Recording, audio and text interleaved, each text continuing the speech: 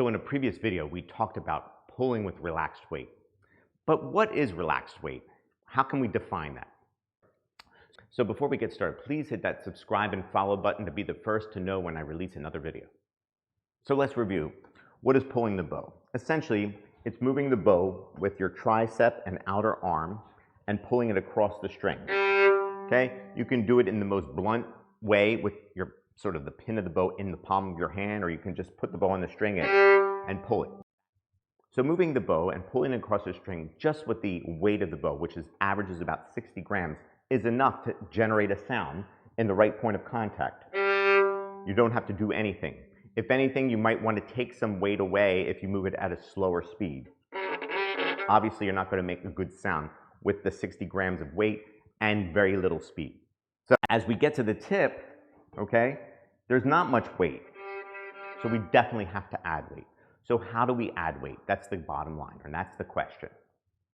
Adding weight is about just lowering the arm. The arm is so heavy in and of itself. The weight of a child's arm is plenty of weight. My arm is plenty of weight. And to really get a feel for what the weight of your arm is, put your arm as if you are leaning it on a railing, okay? You can feel the heaviness of your arm. That's a lot of weight if you ask me. And putting that amount of weight on the string is a lot. So when we start at the frog, we obviously have to take some weight away and let the bow levitate, especially when we start at a slow speed.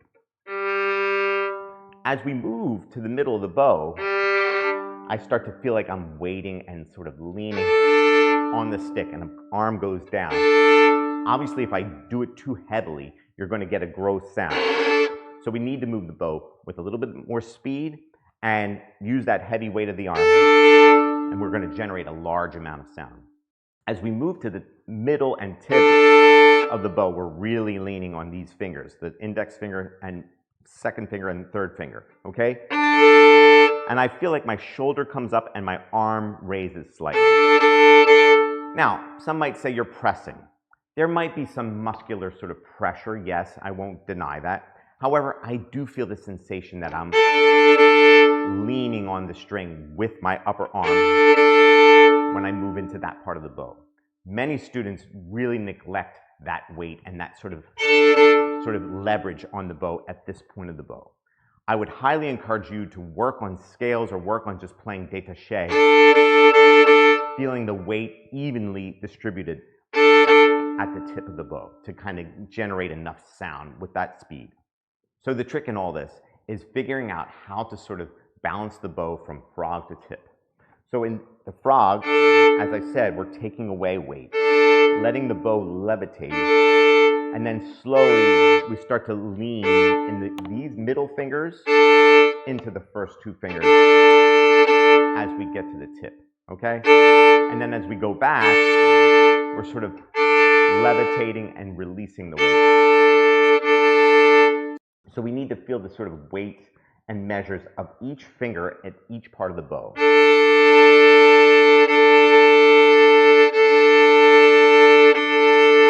This invites a certain amount of conversation in terms of collé when we're at the frog to sort of release so as not to wedge the bow at the frog and get stuck. But that's another conversation for another day. But we still really want to release the bow from this part of the hand, from the index finger and the second finger, to sort of eliminate unnecessary weight and just use the weight of the bow. When playing at the frog, we really don't need to use much weight at all. Like I said, 60 grams on average of weight of the bow is sufficient, okay? And the more we can get used to the natural weight of the bow and move the bow like that, the more natural the sound and the more projection and the more sort of clarity and sort of ring of the tone we will get.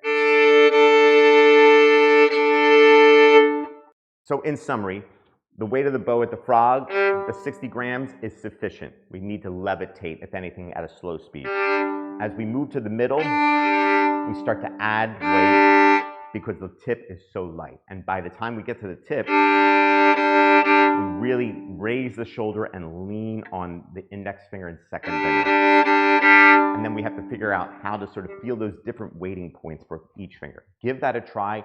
And again, find that right speed and weight and point of contact to generate the most sound. Thanks so much for watching. Again, please hit that subscribe and follow button. And also, please comment. I love hearing from you. It's always interesting to hear from fellow violinists and fellow teachers.